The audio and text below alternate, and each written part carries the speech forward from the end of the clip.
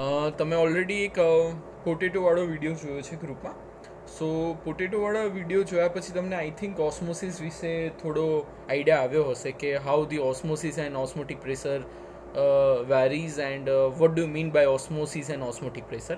But still આપણે હવે એનાથી થોડું આગળ વધીએ. જે તમારા ટેક્સ્ટબુકમાં આપ્યું છે, તમારા ટેક્સ્ટબુકમાં એ રીતે આપ્યું છે કે વન ટાઈપ ઓફ એક બીકર લીધું છે. જોજો મારી જોડે સમજતા રહેજો અને ફિગર પણ ડ્રો કરતા રહેજો એટલે તમને સમજાતું જાય બધું. હા, તો આ બીકરની અંદર શું કર્યું છે? બીકરની અંદર વોટર લીધું છે. This is nothing but the water. બરાબર. આ બીકરની અંદર એક થીસલ ફનેલ આપણે નાખી છે. શું નાખી છે? થીસલ ફનેલ નાખી છે. સમજો. હા, બહુ ઇમ્પોર્ટન્ટ ટોપિક છે.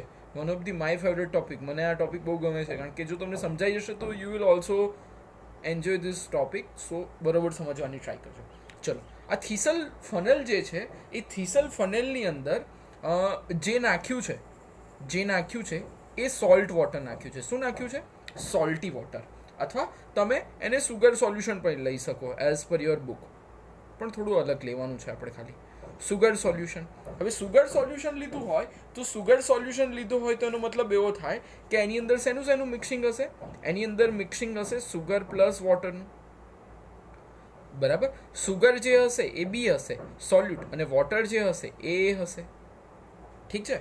હવે નેક્સ્ટ જે અહીંયા બીકરમાં લીધું છે એ પ્યોર વોટર લીધું છે. શું લીધું છે? પ્યોર વોટર લીધું છે. હવે આ જે છે એને આપણે સેમી પરમિએબલ મેમ્બ્રેન કહીએ છીએ. શું કહીએ છીએ? Semi permeable membrane. Semi permeable membrane. પેલા વિડીયોમાં તમને ખબર છે કે પેલું પોટેટો વાળું જે કવચ હતું ને બહારનું, એ સેમી પરમિએબલ મેમ્બ્રેન તરીકે અહીંયા વર્ક કરતું હતું. એવું આપણે અહીંયા સેમી પરમિએબલ મેમ્બ્રેન લીધું છે. ઓકે. હવે શું થશે કે ધીમે ધીમે આ પ્યોર વોટર છે એ ધીમે આ સેમી પરમિએબલ મેમ્બ્રેન જે છે એને કવર અપ કરીને શેમાં જવાની ટ્રાય કરશે? ધીમે આનું લેવલ વધતું જશે. કોનું લેવલ વધતું જશે? ફનેલનું લેવલ. કારણ કે પ્યોર વોટર જે છે એ ધીમે સેમી પરમિએબલ મેમ્બ્રેનમાંથી અંદર જવાનું ચાલુ થશે અને આ વોટર લેવલ છે ધીમે શું થતું જશે? ઇન્ક્રીઝ થતું જશે. બરાબર. સો એવું કહી શકીએ કે જ્યારે ધ પ્રોસેસ વિલ સ્ટાર્ટ, અને આપણે પાછું લખતા પણ શીખવું પડશે કે કઈ રીતના લખવાનું છે. The process will start. જેવી પ્રોસેસ સ્ટાર્ટ થશે એટલે શું થશે કે inside the funnel, આને મેં ફનેલ લીધી છે. હા, એટલે ખાસ ધ્યાન રાખજો. ફનેલની અંદર શું થશે? Inside the funnel the water level will increase. જે વોટરનું લેવલ છે એ ધીમે ફનેલની અંદર શું થવા લાગશે? ઇન્ક્રીઝ થવા લાગશે. કારણ કે આ પ્યોર વોટર એ અંદર જવાની ટ્રાય કરે છે. શેની અંદર જવાની ટ્રાય કરે છે? પ્યોર વોટર ફનેલની જવાની અંદર ટ્રાય કરે છે. કારણ કે સેમી પરમિએબલ મેમ્બ્રેન છે એટલે વોટર જ એની અંદર જવાની ટ્રાય કરી શકે. બરાબર. તો સ્લોલી વોટરનો ફ્લો બીકરમાંથી થનેલની અંદર વધતો જશે. એક ટાઈમ એવો આવશે જ્યારે ઇનફ્લો અને આઉટફ્લો બંને બંધ થઈ જશે. એક ટાઈમ કેવો આવશે? જ્યારે ઇનફ્લો બીકરમાંથી ફનલમાં વોટર જવાનું બંધ થઈ જશે અને ફનલમાંથી તો વોટ ઓબ્વિયસ છે કે વોટર જે હોય એઝ અ સોલ્વન્ટ એ પણ આવવાનું બંધ થઈ જશે. તો એવી કન્ડિશનને ઇક્વિલિબ્રિયમ કન્ડિશન કહેવાય છે. કઈ કન્ડિશનને કહેવાય છે? ઇક્વિલિબ્રિયમ કન્ડિશન કહેવાય છે. બરાબર. હવે જ્યારે ફનલ છે, ફનેલની અંદર જે લિક્વિડ છે, ફનેલ જે છે એની અંદર જે લિક્વિડ રહેલું છે એ લિક્વિડ જ્યારે પ્રેશર જનરેટ કરે એ ટાઈપના પ્રેશરને ઓસ્મોટિક પ્રેશર કહેવાય. કારણ કે પ્રેશરને લીધે જ આ પાણી ઉપર જવાનું છે. અહીંયાનું વોટર છે જે ઉપર લઈ જવા પ્યોર વોટર જે છે એઝ અ સોલ્વન્ટ એ આની અંદર આવશે અને જે પ્રેશર જનરેટ આની અંદર વોટર લેવલમાં થશે એને ઓસ્મોટિક પ્રેશર કહેવાય. છતાં પણ આપણે ઓસ્મોટિક પ્રેશર વિશે આગળ આપણે સમજવાના છે, ત્યાં તમારે વધારે સમજાવશે. બરાબર. હવે આપણે જે સમજતા હતા શું સમજતા હતા આપણે? ઓસ્મોસિસની ડેફિનેશન જોઈએ, પણ એ પહેલાં ઓસ્મોસિસ સમજીએ કે ઓસ્મોસિસ શું છે. બરાબર. તો અહીંયા આપણે લીધું છે સેમી પરમિએબલ મેમ્બ્રેન. શું લીધું છે? Semi permeable membrane. એટલે સેમી પરમિએબલ મેમ્બ્રેનની અંદર એવું થશે કે સેમી પરમિએબલ મેમ્બ્રેન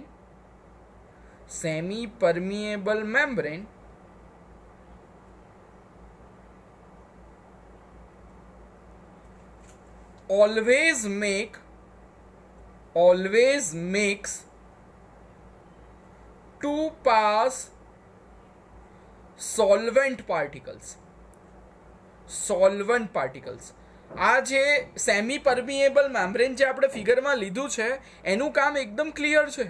એ ખાલી સોલ્વેન્ટ પાર્ટિકલને જ પાસ થવા દેશે. એ કોઈ દિવસ સોલ્યુટ પાર્ટિકલ્સને પાસ થવા દેશે નહીં. It does not allow to pass solute particles. થોડું મેં મિક્સ લખી દીધું છે, પણ સમજવાની ટ્રાય કરજો. આ સેમી પરમિએબલ મેમ્બ્રેન છે એ ઓલવેઝ આ વોટરને જ અંદર પાસ થવા દેશે. ફનેલની અંદર, ફનેલમાંથી વસ્તુ નહીં હોય કે ફનેલની અંદર સોલ્યુટ હોય, એ કોઈ દિવસ આમાંથી બહાર આવશે નહીં. ઓકે, એટલે સુગર પાર્ટિકલ્સ કોઈ દિવસ બહાર આવશે નહીં. અને નેક્સ્ટ થિંગ જે કહેવા માંગુ છું એ છે અહીંયા કે સોલ્વેન્ટ જે સોલ્વેન્ટ પાર્ટિકલ્સ છે એ ઓલવેઝ હાઈ કોન્સન્ટ્રેશન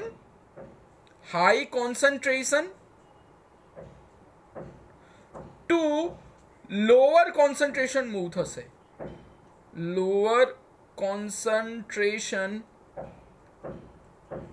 હાયર કોન્સન્ટ્રેશનથી લઈને લોઅર કોન્સન્ટ્રેશન તરફ મૂવ થશે. એટલે solvent particles always higher concentration to lower concentration particles move થશે. અને હવે આપણે ઓસ્મોસિસની ડેફિનેશન આપીએ તો ઓસ્મોસિસને એવું કહી શકાય કે ઇન વિચ અથવા in a solution, although in which જ લો એ જ સારું રહેશે, in which the solvent molecules pass from pure solvent to the solution through a semi-permeable membrane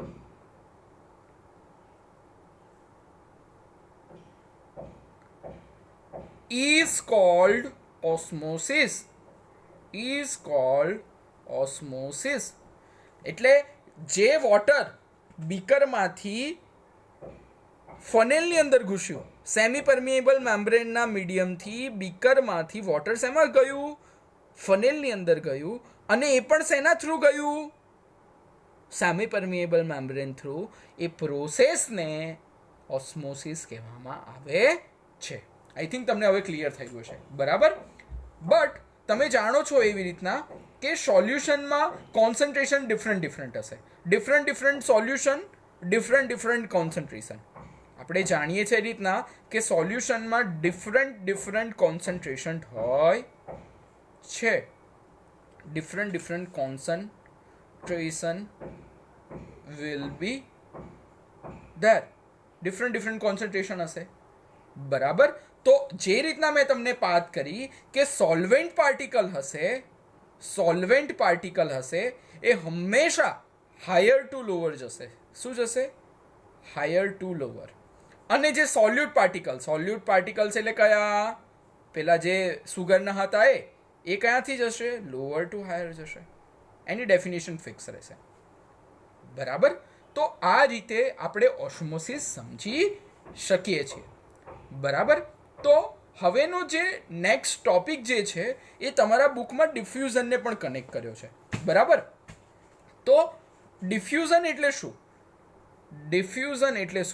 એ હું તમને સમજાવું. ડિફ્યુઝન લેવા માટે હું તમને એક ઇઝી અને મસ્ત એક્ઝામ્પલ આપું એટલે તમને સમજાઈ જશે કે હા સર બરાબર છે, આને ડિફ્યુઝન કહેવાશે. કઈ રીતે? કે જસ્ટ લાઈક તમારી પાસે ઇંકની બોટલ છે. શેની બોટલ છે?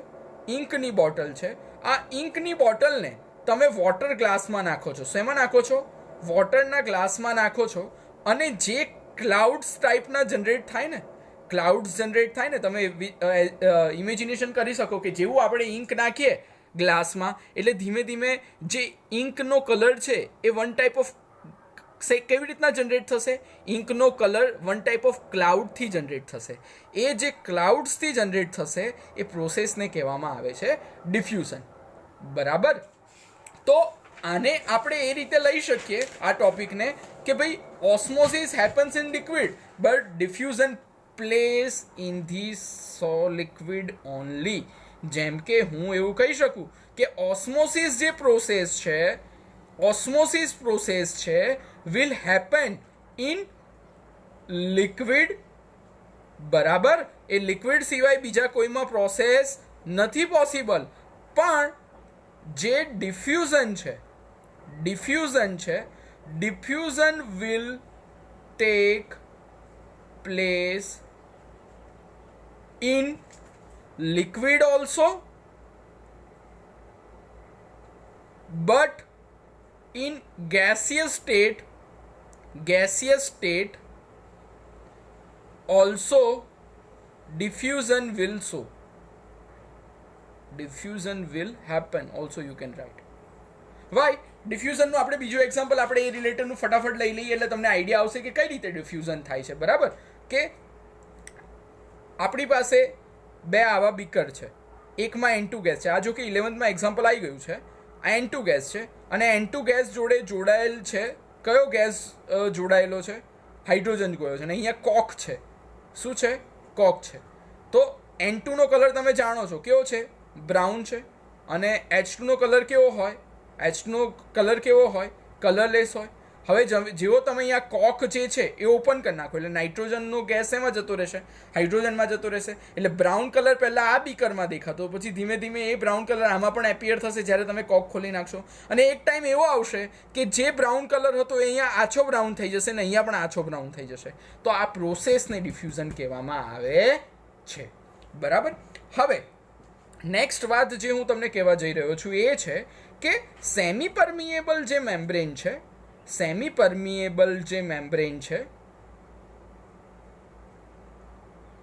is present naturally in plants and animals. આપણામાં અને બધામાં સેમી પરમિએબલ મેમ્બ્રેન હોય, પણ